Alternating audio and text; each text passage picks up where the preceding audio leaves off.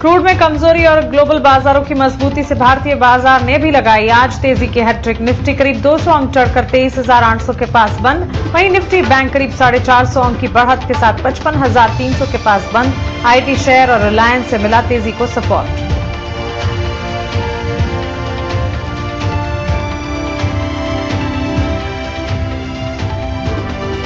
Middle east war, growth और job के कमजोर आंकड़ों से यूएस फेड के ब्याज दर में कटौती की उम्मीद कम। आज आने वाले फैसले में फ्यूचर आउटलुक पर रहेगी नजर।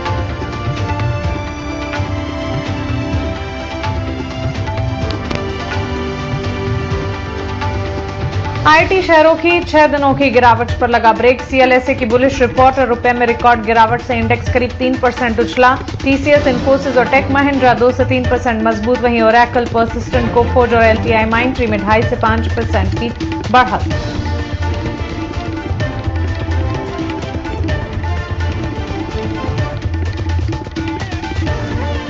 न्यूवामा की बेहतर वैल्यूएशन और आगे मजबूत कैश फ्लो अनुमान से सिरेमिक शेयर चमके। सेरास, ओमानी सिरेमिक और कजारिया सिरेमिक 4 से 8% चढ़कर हुए बंद। मोरबी के बाहर के प्लांट्स के मार्जिन में सुधार का अनुमान।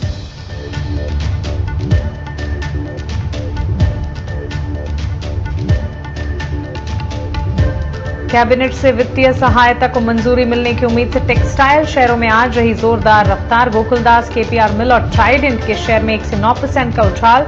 वेल्सपन लिविंग और अरविंद में 3 से 6% की मजबूती।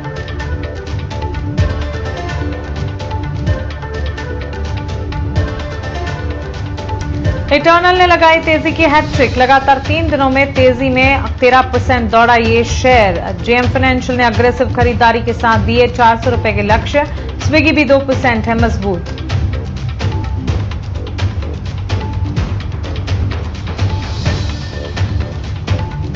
मॉडल और मैन्युफैक्चरिंग की अप्रूव्ड लिस्ट बढ़ाने के सरकारी फैसले से सोलर शेयरों में आज दिखी तेजी।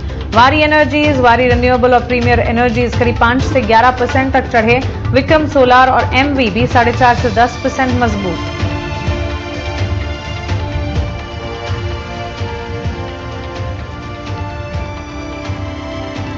एसबीआई म्यूचुअल फंड के हिस्सा खरीदने से अर्बन कंपनी का शेयर 10% से ज्यादा चढ़कर हुआ बंद। 632 करोड़ में 4% अतिरिक्त हिस्सा खरीदा। कुल हिस्सेदारी बढ़कर अब करीब 5% हुई।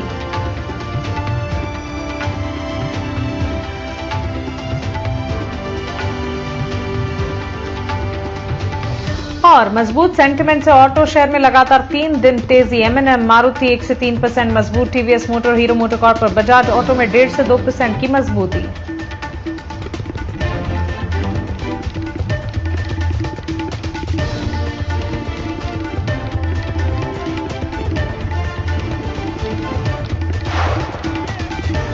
नमस्कार, कल की तैयारी में आपका स्वागत है। आपके साथ मैं हूं मानसी दवे। और भारतीय बाजार में लगातार मोमेंटम के बीच कामकाज और क्या बढ़िया तेजी भरा रहा लास्ट ट्रेडिंग सेशन।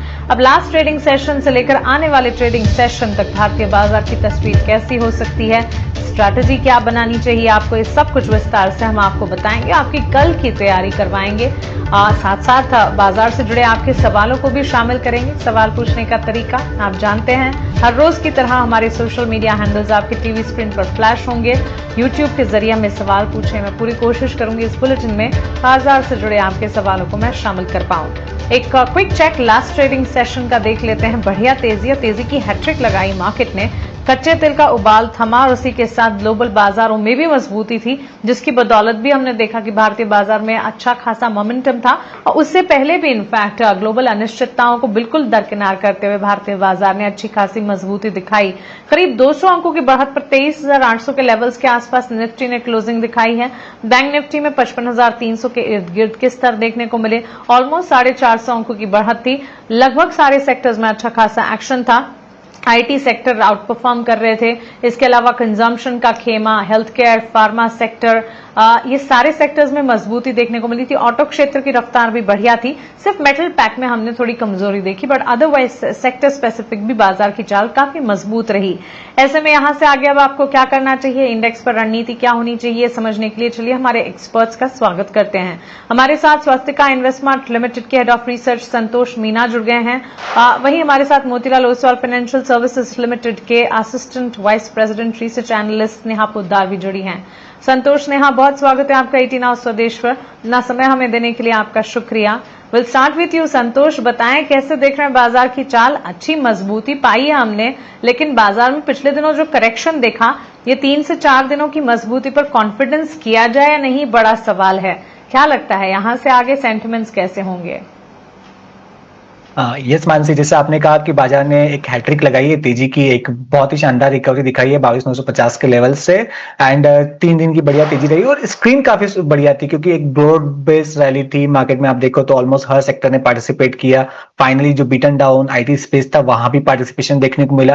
लेकिन अब both Nifty and bank Nifty बिल्कुल क्रूशियल जंक्चर पर है। आज का हाई निफ्टी का जो अराउंड 23,860 के आसपास है, वो एक इंपॉर्टेंट हर्डल है as a 10 day moving average. First जो मूविंग एवरेज होता है वो एग्जैक्ट वही था। सिमिलरली बैंक निफ्टी का 55,555 एक साइकोलॉजिकल रेजिस्टेंस है, वो भी एग्जैक्ट हाई वही था।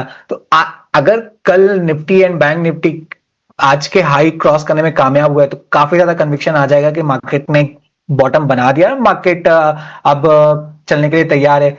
हालांकि सुबह सुबह आपको क्रूड से भी अच्छे सिग्नल मिल रहे थे, अभी थोड़ा सा और वापस रिकवरी देखने को मिली है क्रूड से। तो देखना होगा ओवरनाइट क्रूड कैसे रिएक्ट करता है। और आज एक तो इंपॉर्टेंट इवेंट भी है शाम को, यूएस फेड का, वहां से किस तरह की डायरेक्शन मिलती है रेट कट को लेकर। सो व्यू थोड़ा सा अभी बुलिश हुआ है, लेकिन मेरे को लगता है कल का दिन और देखना चाहिए। नॉर्मली 3 दिन का पुल बैक आता है कोई भी डाउन ट्रेंड में, अगर चौथे दिन आता है तो एक कंफर्मेशन होता है कि ट्रेंड रिवर्स होते हुए नजर आ रहा है। लेकिन अगर यहाँ से फिसलता है निफ्टी, तो फिर टेस्ट रहेगा 23,300 का। 23,300 एक अगला सपोर्ट रहेगा। बट फिलहाल के लिए मेरी नजर रहेगी कल के ट्रेडिंग सेशन पर, both Nifty and bank Nifty पर।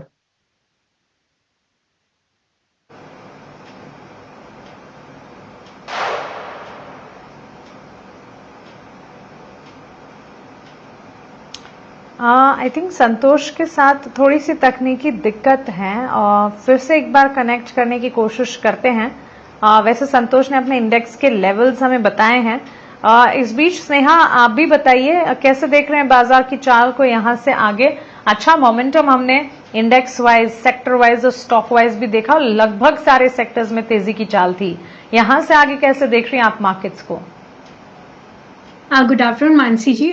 सो मार्केट में 3 दिन से हमने थोड़ी रिकवरी देखी है डेफिनेटली, एंड ये एक अच्छा साइन है।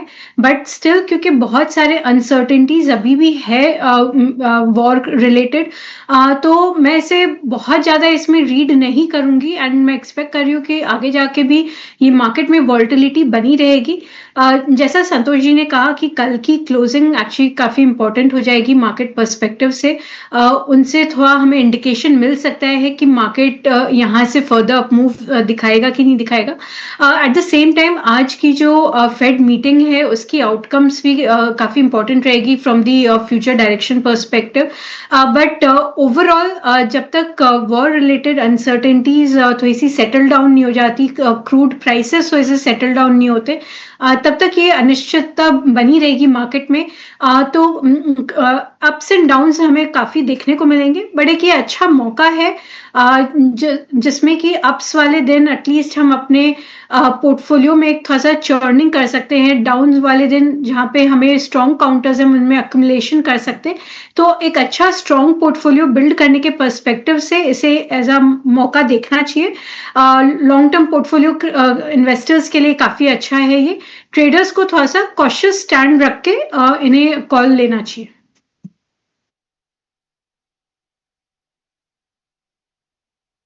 तो चलिए, ये राय फिलहाल इंडेक्स पर, बाजार की चाल पर हमारी एक्सपर्ट्स की तरफ से हमें मिलती हुई। अब बातचीत करते हैं आपके सवालों की, और सवाल जवाब का सिलसिला शुरू करते हैं। पहला सवाल संतोष आपसे पूछना चाहूंगी। मिस्टर प्रधान ने उड़ीसा से लिखा है, आईआरसीटीसी के स्टॉक में खरीदारी इन्होंने करी है, और करीब 177 स्टॉक्स आईआरसीटीसी के इन्होंने खरीदे हैं। अपने एंट्री लेवल जो है 750 के बता रहे हैं। स्टॉक में मोमेंटम था लास्ट सेशन में, करीब 3% चला ये स्टॉक, लेकिन हमारे व्यूअर की खरीदारी काफी उच्च दाम की है। 550 के लेवल के आसपास ये स्टॉक लास्ट क्लोज हुआ है। क्या राय होगी? ऑलमोस्ट पिछले 1 महीने में अगर देखेंगे स्टॉक ने नेगेटिव ट्रेंड दिखाया, वैसे 13 से 15% टूटा है। क्या इनको पोजीशन को इंटैक्ट रखने की राय देंगे आप, या फिर एक बार निकलने के बारे में सोचना चाहिए? यस मानसी, आईआरसीटीसी की बात करें तो स्टॉक ने काफी अंडर परफॉर्म किया है, काफी लंबे समय से निवेशकों को कोई रिटर्न बनाकर नहीं दिया है और अब तक इंपॉर्टेंट सपोर्ट लेवल था 555 का, वो भी ब्रेक करके नीचे ट्रेड कर रहा है। बट फिर भी कभी कभी होता है, एक फॉल्स ब्रेकडाउन देके स्टॉक रिवर्स कर जाता है। तो मेरी नजर रहेगी, अगर ये स्टॉक फिर से 555 का लेवल रिगेन करने में कामयाब हो जाता है तो फिर शायद एक रिवर्सल देखने को मिले। और अभी जो रिसेंट लो लगाया इसने अराउंड 515 के आसपास, 517 का है वैसे, तो 515 का एक स्टॉप लॉस मेंटेन करके आप रख सकते हो। अगर 515 ब्रेक करता है तो मेरे हिसाब से कहीं और शिफ्ट हो सकते हैं। मार्केट में बहुत सारी अपॉर्चुनिटीज है, जहां अच्छा मोमेंटम बना हुआ है, तो वहां शिफ्ट हो सकते हैं।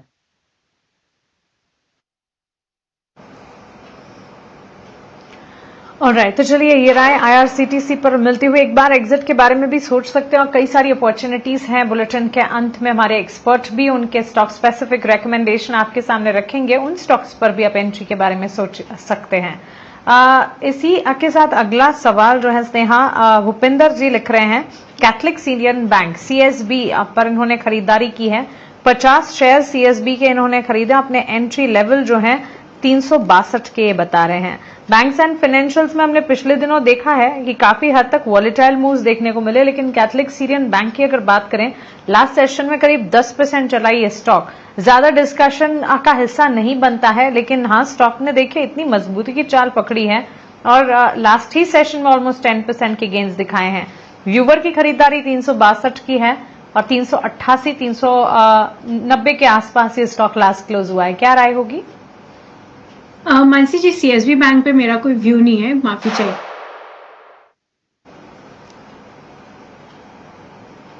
ऑलराइट, संतोष, क्या आप कैथलिक सीरियन बैंक को ट्रैक करते हैं? इफ यस, राय दीजिएगा। यस, वैसे ट्रैक पे तो नहीं रहता, बट मैं चार्ट्स देखकर लेवल वगैरह बता सकता हूँ। स्टॉक की बात करें तो पिछले 2-3 दिन में एक अच्छा रिबाउंड आया है, बट इमीडिएट बेसिस पर इसको अराउंड 405 एंड 10 के आसपास रेजिस्टेंस रहेगा। इसको 405 के ऊपर सस्टेन कर जाता है तो हमको शायद एक पॉजिटिव मोमेंटम बनता दिखे। लेकिन अगर नीचे भी आता है तो अब शायद मुझे लगता है कि 350 एक अच्छा सपोर्ट का काम करेगा। तो एक रिवर्सल के साइन लग रहे हैं, तो आप चाहो तो बने रह सकते हो। अभी जो रिसेंट लो लगाया है इसने अराउंड 330 के आसपास को स्टॉप लॉस लगाई है। वंस ये 405 का लेवल क्रॉस करके सस्टेन करता है, एक पॉजिटिव मोमेंटम बन सकता है।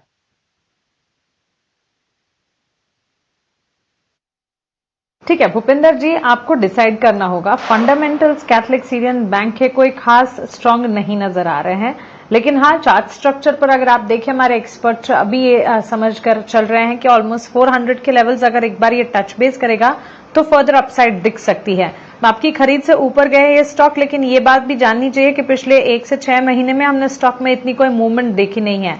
ऑल ऑफ अ सडन इस हफ्ते ये मूवमेंट आई है।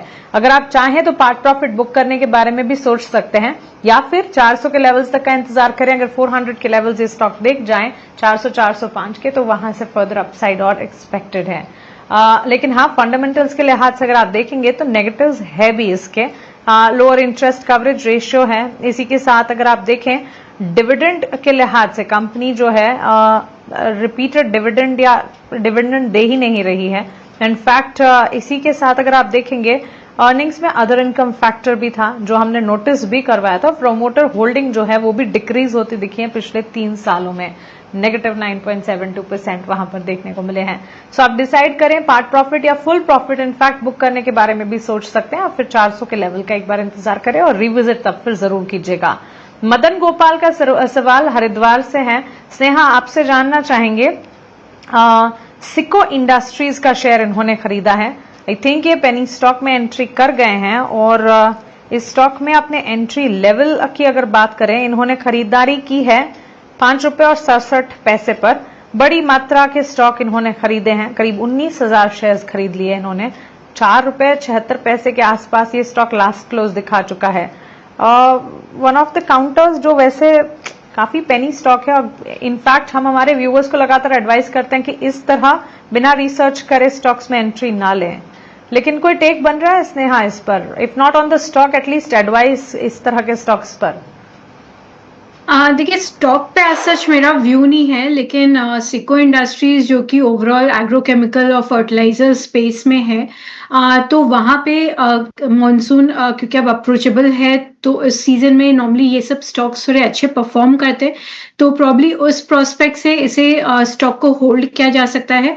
अभी थोड़ा सा oil and gas high prices के कारण इंडस्ट्री पे प्रेशर है, सो गवर्नमेंट को की सब्सिडी बर्डन बढ़ जाएगी, उसके कारण शायद थोड़ा सा प्रेशर आ सकता है, बट ओवरऑल थोड़ा सा मीडियम टर्म अगर आउटलुक लेके चले तो मॉनसून के पहले ओवरऑल जो फर्टिलाइजर एग्रोकेमिकल स्पेस है वहां पे हमें एक थोड़ा मोमेंटम देखने को मिलता है, तो शायद इस काउंटर में भी मोमेंटम एक देखने को मिल सके, तो उस पर्सपेक्टिव से थोड़ा सा होल्ड करें, बट आइडियली पेनी स्टॉक्स को अवॉइड करना चाहिए, बिकॉज इसमें स्पेशली इस तरह के मार्केट में जहाँ पे फंसने के चांसेस काफी हाई रहते हैं, जब एक स्ट्रॉन्ग मोमेंटम मार्केट रहता है उस समय हम ट्रेडिंग करें तो वो कंपैरेटिवली इजी एग्जिट भी हमें मिल जाते हैं, बट इस तरह के मार्केट में जहाँ पे बहुत ज्यादा वॉलेटिलिटी है एंड ओवरऑल वॉल्यूम्स भी थोड़े थिन है, वहां पे एग्जिट्स मिलना बहुत डिफिकल्ट हो जाते हैं, तो इस समय इन स्टॉक्स को अवॉइड करना बेटर रहता है। बिल्कुल, किसी भी तरह के पेनी स्टॉक में क्योंकि सिर्फ और सिर्फ स्क्रिप्ट की प्राइस कम है, एंटर कर जाए, आप बड़ी मात्रा में खरीदारी करें, ऐसी एडवाइस हम कभी नहीं देते। इनफैक्ट ये हिदायती एडवाइस लगातार देते हैं कि पेनी स्टॉक्स नहीं, गुड पेडिग्री, अच्छी क्वालिटी वाले स्टॉक्स और कंपनीज में ही आप एंटर करें। बहरहाल अब यहां पर आपने इतनी बड़ी मात्रा में खरीदारी कर ली है और यहां से सीजनलिटी फैक्टर शायद चल जाए स्टॉक के लिए। लास्ट क्लोज भी हमने मजबूती वाला देखा है, तो इंतजार करें आपके लेवल्स और थोड़ा बहुत मुनाफा अगर मिले तो उसे बांध ले, ये राय आपको मिलती हुई। आगे बढ़ेंगे, रुक करेंगे हमारे अगले सेगमेंट वैल्यू इन्वेस्टमेंट पिक का।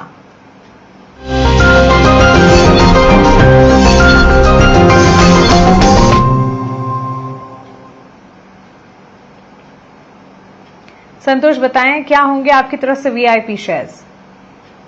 ओके, सो वैसे आपने वीआईपी इन्वेस्टमेंट पिक मांगा है, तो पहले तो मैं एक इन्वेस्टमेंट पिक दे देता हूँ, फिर 2 ट्रेडिंग पिक्स भी है वो भी बता दूंगा। तो इन्वेस्टमेंट पिक के लिए मुझे ये पावर एस और डेटा सेंटर से रिलेटेड थीम काफी अच्छी लग रही है, इसमें से एबी भी वन ऑफ देम, जिसमें काफी अच्छा मोमेंटम बना हुआ है, जिसको आप इन्वेस्टमेंट के रूप में खरीदारी करके रख सकते हो सकता है कि बाय द ईयर एंड आपको 8000 तक के टारगेट देखने को मिले। ऑन द डाउन साइड 5800 एक अच्छा सपोर्ट लेवल रहेगा। अब ट्रेडिंग पिक्स की बात करें कल के ट्रेडिंग सेशन के हिसाब से, तो एक बाय साइड भी रखा है मैंने, एक सेल साइड भी रखा है। आज मजगांव डाक की क्लोजिंग देखे तो काफी अच्छी आई है, एक kind of inverse head and shoulder formation बनते नजर आ रहा है, मुझे लगता है यहाँ से पॉजिटिव मोमेंटम कंटिन्यू रह सकता है। तो 2525 का टारगेट रहेगा, 2430 का स्टॉप लॉस रहेगा। एक काउंटर मैंने सेल साइड भी लिया है सिप्ला, बिकॉज आप देखो तो आज तेजी के मार्केट में इसने डेज ऊपर क्लोजिंग दी है और टेक्निकली देखा जाए तो एक इनवर्स फ्लैग फॉर्मेशन का ब्रेकडाउन आया है, और ओआई भी आप देखो तो पुट राइटर्स बैकफुट पर नजर आ रहे हैं, तो मुझे लगता है इसमें और प्रेशर बढ़ सकता है। तो 1235 का टारगेट रहेगा, 1275 का स्टॉप लॉस रहेगा।